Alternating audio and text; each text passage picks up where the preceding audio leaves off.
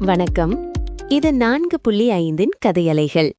இன்னைக்கு நாம வாசிக்க போறது சுகந்தவல்லி சைக்கிள், அத்தியாயம் 1. இந்த நாவலை எழுதியவர் போப்போ அவர்கள்.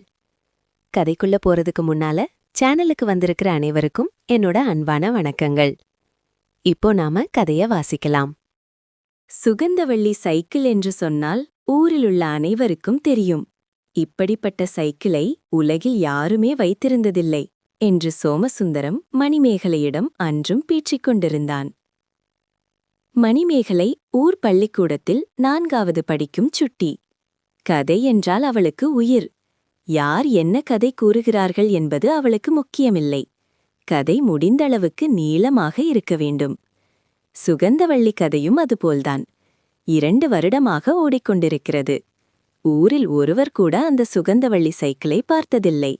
அது சோமசுந்தரத்தின் கண்களுக்கு மட்டுமே தெரிந்த அதிசய சைக்கிள். அந்த அதிசயம்தான் மணிமேகலையை தனக்குள் சுருட்டி இழுத்துக் கொண்டது. வானம் கும்முன்னு இருந்துச்சு.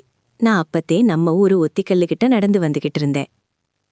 ஒத்திக்கல்லுகிட்ட தான் அம்மாயி வீடு இருக்கே, அங்க போக வேண்டியதானே? மணி, நான் பேசுறப்ப நீ குறுக்க பேசினா நான் எப்படி நடந்ததை அப்படியே சொல்ல முடியும்?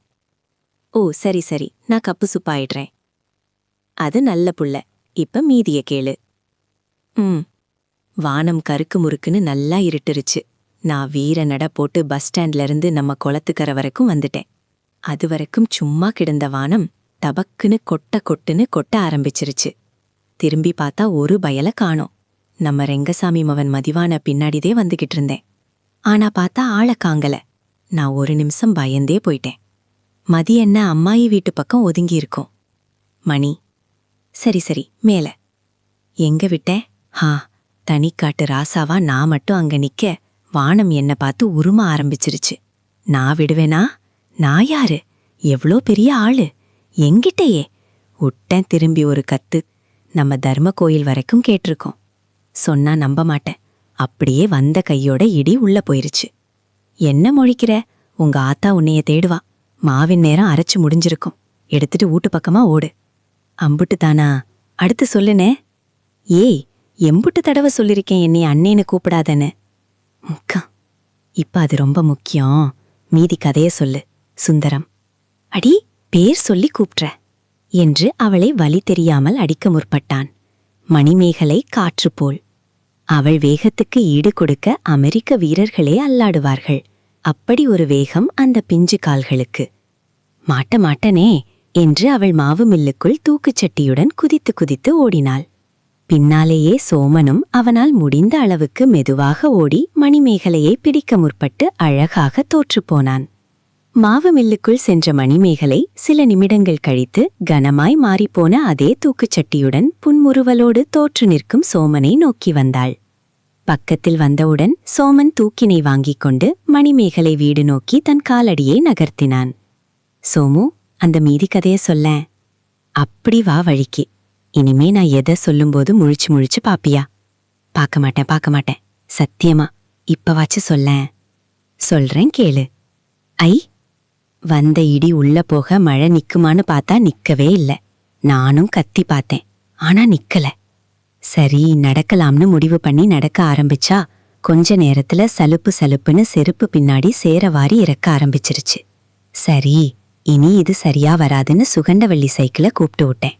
சர்ருன்னு வந்துச்சு பாரு. அப்படி ஒரு அழகு, வேகம், கம்பீரம், துணுக்கு, மினுக்கு. அடாடாடா, வெளியூர்காரன் எவனாவது அதை பார்த்தா சொக்கிருவான். அம்புட்டு வசீகரம். சுகந்தவல்லி தான்யா. எப்பனே எனக்கு சுகந்தாவா காட்ட போற? மணிமேகலை கண்களில் ஏக்கமும் ஆச்சரியமும் கலந்து உறவாடிக் கொண்டிருந்தன. அமைதியற்ற குழந்தையின் கண்களை பார்த்து சிறிது நேரம் அமைதி காத்தான். பின்னர், உம்புட்டு ஊடு வந்துருச்சு, நாளைக்கு சொல்றேன். ஆத்தாடி, அதுக்குள்ளையுமா? முடியாது. எப்ப பார்த்தாலும் இப்படிதான் என்னை ஏமாற்ற. இன்னைக்கு நீ சொன்னாதான் நான் வீட்டுக்குள்ள போவேன். அடி, உன் அக்காக்காரி வந்துருவா, அதுக்குள்ள போ. அவ வந்துட்டா எனக்கு கையும் ஓடாது காலும் ஓடாது. அவ போறா, அவளுக்கு ஒன்னும் தெரியாது. அப்படிலாம் சொல்லக்கூடாதுடா. அவ என்ன அவ? சரி, நீ சொன்னா கேட்க மாட்ட. ஆத்தா, கருப்பு, உன்புட்ட புள்ள மில்லுல இருந்து வந்துருச்சு, தூக்கிட்டு போங்க. அம்மாவை எதுக்கு கூப்பிட்ட? ஐயோ, அவங்க வந்தா கதை கேட்க விடமாட்டாக. சரி போ, இன்னைக்கு தப்பிச்சிட்டேன், நாளைக்கு விடமாட்டேன். வீட்டிற்குள் ஓடும் மணிமேகலை எங்கேயும் இடறி விழாமல் தன் தாயின் கையினை பிடிப்பதை உறுதி செய்த பின்னரே முகம் திருப்பினான் சோமன். நாள் 695. தன் கையேக்கில் பதிந்து கொண்டே கால் போன போக்கில் வானத்தை பார்த்து கொண்டே நகர்ந்தான் சோமசுந்தரம். இவ்வாறாக அத்தியாயம் 1 முடிவடைகிறது. இந்த கதை உங்களுக்கு பிடிச்சிருந்தா, சேனலுக்கு புதுசா வந்திருந்தீங்கன்னா மறக்காம சேனலை சப்ஸ்கிரைப் பண்ணிக்கோங்க. அடுத்த பதிவுல இன்னொரு சுவாரஸ்யமான கதையோட சந்திப்போம். நன்றி.